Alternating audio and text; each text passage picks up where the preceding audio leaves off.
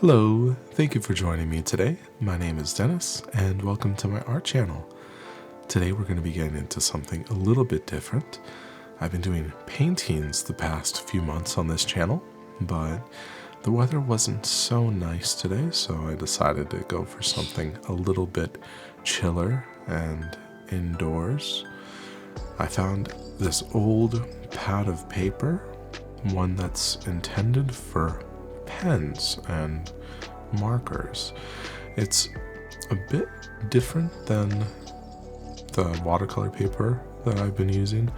This is more of a poster board kind of feeling. Maybe it's vellum. I should probably check the pad for what the actual material is, but it feels like plastic, so kind of a vellum feel. The marker glides across the page with ease. It's pretty nice, honestly. It feels like just writing on, or drawing, or paint. Yeah, I guess I'm drawing here. Feels like drawing on ice.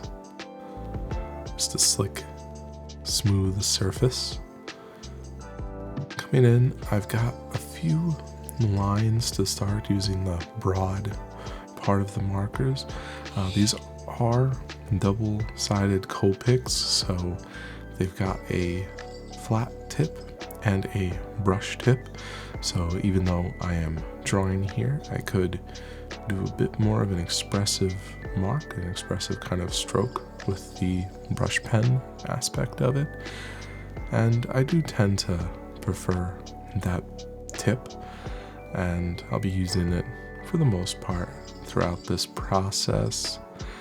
I am a bit of a painter at heart, so I feel like as I develop this drawing, I approach it a bit painterly.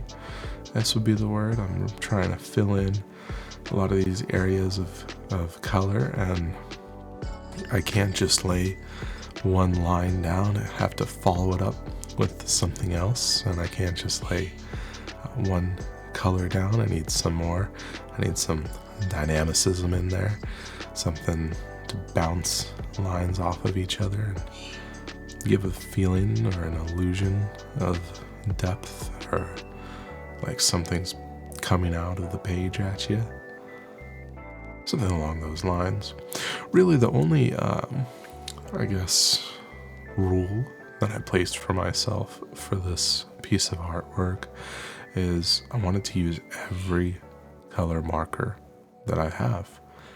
It's a lot of colors, but these are predetermined palettes. The manufacturer determined that these are the floral favorites, and so this is floral collection 1 and 2 from Copic. So I feel like no matter what, they should be able to blend nicely into one another. And honestly, I don't think I've used these markers that much over the course of my artistic career, so it was nice to give it a full attempt of filling out the page and getting to feel the mixing properties of these markers, because they do an interesting effect when you punch them into each other, push the pigment into another. I wouldn't say that it mixes as smoothly as paint. I don't think that's really possible, but it's more like you put a layer of ink on top of a layer of ink, and they merge into something new. It might go into a trend similar to, like, combine a blue and a yellow and you'll make a green, but I feel like it's not a perfect mix like that. It's more of a add a complement and you'll get a shade, or add analogous color and you'll tint and get different kind of effects. I feel like I am still learning and discovering a lot with this, which is kind of why I wanted to do this this art because I wanted to try something different. I can't just be doing the same thing every single time. I would probably go crazy. Gotta have a bit of variety in life, right? So I'm going in, I've got these markers. I started off with some lines, but at this point I feel like I've gotten a lot crazier with it, really trying to press in and make a lot of those kind of wavy kind of lines, you know, the traditional kind of marker feeling. I do feel like I'm thinking of different kind of objects when I'm putting these down, because something about the way that those the magenta stack of lines looks like maybe a leaning tower of books, maybe some vinyl records, something like that, and the massive green feels like some bushes or a tree, and I don't know exactly what's going on here. I never want to fully prescribe a meaning to the, or not really a meaning, but you know, the direct kind of pictorial reference in these kind of in my work in general, right? I'm always trying to subvert some sort of expectations and make things a little more interesting while also being fun. I hope the fun comes across with this. There's really a lot of mark making going on, and I really didn't feel much pressure to make something here. I did start to feel like maybe I need to use more marker, more color. There's a certain lightness to the whole page, especially when I started putting down this darker magenta. It really pops up off of the rest of the page, which is for good or for bad. I feel like it requires a bit more work because it's standing out a little too much as it stands, and I need to add a bit more color to mute it down a little bit. At the same time, it's powerful because I can use that mark to give the whole image a bit of direction, just like that.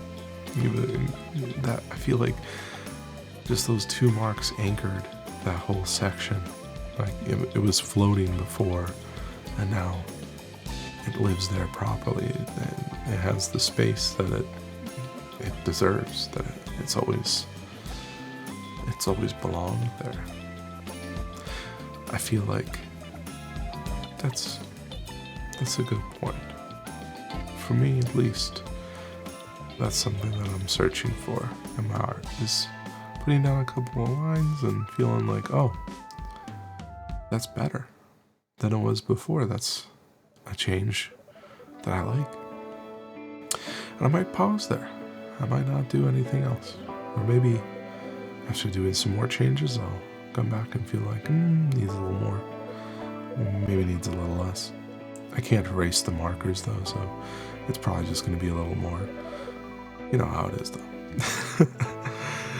Erasable markers would be interesting, but yeah, I don't think there's any possible way with these kind of alcohol-based markers. Try to make some connection of the main body of imagery here. I feel like something's going on there and it needs to be connected. A bit of inner fire inside of here.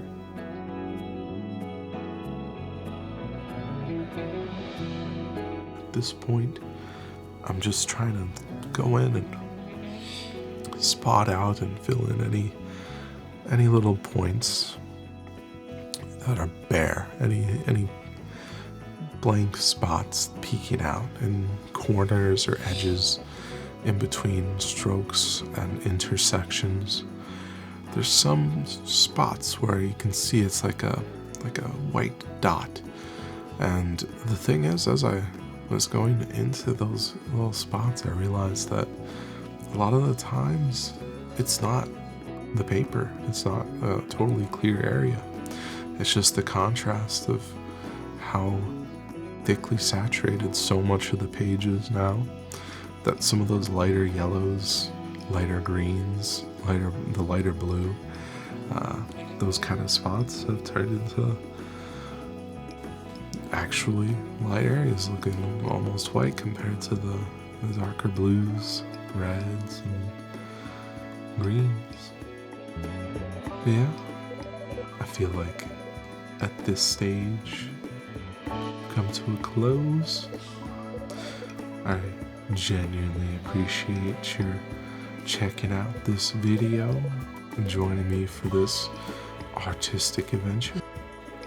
I'm always curious in the comments down below what you think of the painting or drawing. I'm so used to painting, I'm sorry. But I am always interested in your thoughts and interpretations. Please let me know in those comments. And you know what to do. If you like the video, leave it a like. Subscribe if you're new here, please. And I hope you have a wonderful weekend. Take care. Peace.